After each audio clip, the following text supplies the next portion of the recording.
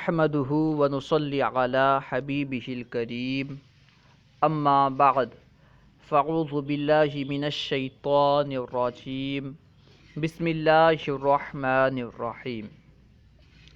آج ہم انشاءاللہ عز و جل 33 اسماء افعال پڑھیں گے۔ اس سے پہلے اسم فعل کسے کہتے ہیں آپ جان لیں۔ اسم فعل اس اسم کو کہتے ہیں جو فعل کا معنی دیتا ہے۔ جو اسم فعل کا معنی دے اسے اسم فعل کہتے ہیں۔ اسم فعل کی 3 قسمیں ہیں۔ زمانے کے اعتبار سے اسم فعل کی 3 قسمیں ہیں، بمعنی ماضی، بمعنی مضارع، بمعنی امر حاضر۔ ٹھیک ہے، اسم فعل کی اور تفصیل ہے کہ اسم فعل کا عمل کیا ہے اور اسم فعل کس سے بنتا ہے، اس اعتبار سے بھی اسم فعل کی 3 قسمیں بیان کی جاتی ہے، منقول، معدول، مرتجل وغیرہ۔ اگر آپ اس تعلق سے زیادہ معلومات حاصل کرنا چاہتے ہیں تو نحو کی کتاب پڑھیں، انشاءاللہ عز و جل آپ کو زیادہ معلومات حاصل ہوگی۔ خیر، آج ہم بس 33 اسماء افعال اور ان کا ترجمہ پڑھیں گے، تو آئیے شروع کرتے ہیں۔ دیکھیں اسماء افعال۔ نمبر 1 ہیہاتا۔ ہیہاتا کا معنی ہے دور ہوا، یعنی ہیہاتا جو ہے یہ اسم فعل بمعنی ماضی ہے۔ ہیہاتا دور ہوا۔ نمبر 2 سرعانہ جلدی کی، اسم فعل بمعنی ماضی۔ شتانہ، شتانہ کا معنی ہے جدا ہوا، یہ بھی اسم فعل بمعنی ماضی ہے۔ نمبر 4 نزالی۔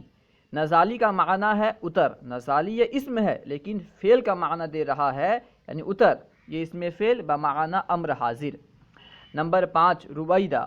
رویدہ کا معنی ہے مہلت دے، یہ بھی اسم فعل ہے اور بمعنی امر حاضر ہے۔ رویدہ مہلت دے، اسم فعل بمعنی امر حاضر۔ بلہا۔ بلہا کا معنی ہے چھوڑ، یہ بھی اسم فعل بمعنی امر حاضر۔ اس کے بعد ہے حیہلا۔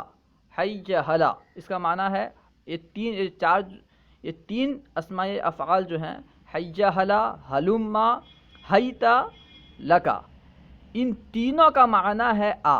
ٹھیک ہے، یہ 3 جو اسماء افعال ہیں، حیہلا، حیہلا، ہلما اور حیتا لکا، ان تینوں کا معنی کیا ہے؟ آ، یعنی یہ تینوں بھی اسماء افعال بمعنی امر حاضر ہیں۔ اس کے بعد ہے حیا۔ حیا کا معنی ہے جلدی کر، یہ بھی اسم فعل بمعنی امر حاضر۔ علیکا۔ علیکا کا معنی ہے لازم پکڑ، یہ بھی اسم فعل بمعنی امر ہے۔ ٹھیک ہے، علیکا لازم پکڑ، عام طور پر کہا جاتا ہے علیکا ان تجلس، علیکا فلاں، علیکا فلاں، یعنی تو اس پہ لازم ہے تو ایسا کرے، تو اس پہ لازم ہے تو ایسا کرے۔ ٹھیک ہے، یہ بھی اس میں فعل ہے۔ امامکا۔ امامکا کا معنی ہے آگے بڑھ۔ امامکا آگے بڑھ، یہ اس میں فعل بمعنی امر حاضر ہے۔ وراءکا۔ وراءکا یعنی پیچھے ہو، پیچھے ہو، کسی کو کہنا وہ پیچھے ہو، پیچھے ہو کہتے ہیں وراءکا، وراءکا۔ ٹھیک ہے، تو یہ اس میں فعل بمعنی امر حاضر۔ الیکا۔ الیکا کا معنی ہے ہٹ، کسی کو کہنا ہو ہٹ تو کہا جاتا ہے الیکا، اس کا معنی ہے ہٹ، اس میں فعل بمعنی امر حاضر۔ الیکا عنی یعنی مجھ سے دور ہو جا، ناراض ہو کر کے یا کبھی ایسے ہی کہا جاتا ہے الیکا عنی، مجھ سے دور ہو جا۔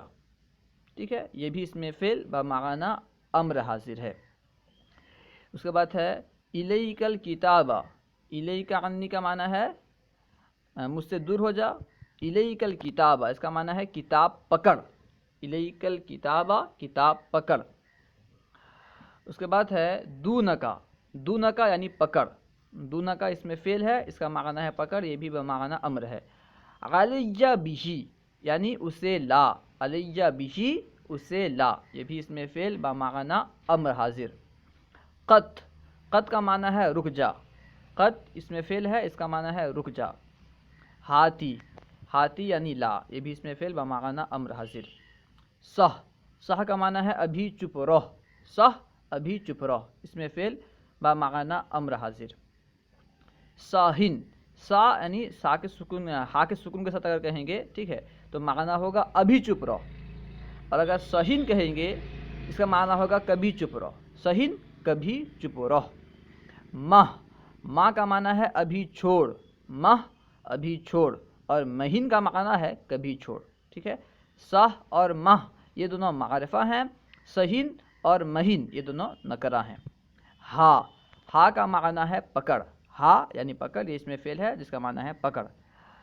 اوہ، آہ اظہار تکلیف کے لیے، اوہ اور آہ یہ عام طور پر تکلیف کے وقت کہا جاتا ہے، ٹھیک ہے، یہ بھی اسماء افعال ہیں۔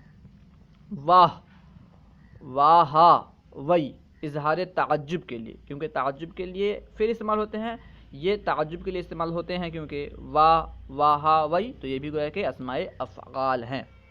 بخ، بخ اظہار پسندیدگی کے لیے کہتے ہیں، کوئی چیز پسند آ جائے اور پسندیدگی کو اظہار کرنا ہو، یہ ظاہر کرنا ہو کہ یہ پسند ہے تو بخ استعمال کرتے ہیں۔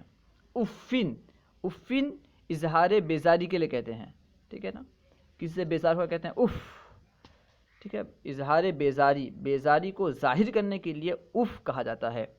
قرآن پاک میں کہا گیا کہ ماں باپ کو اف تک نہ کہو، ٹھیک ہے، یعنی ان سے بیزاری کا اظہار نہ کرو۔ آمین، آمین یہ اس میں فعل ہے، عام طور پر دعا کوئی ایک دعا کرتا ہے تو دوسرے جو لوگ اس میں دعا میں شامل ہوتے ہیں وہ آمین کہتے ہیں، یعنی قبول کر، آمین یعنی قبول کر۔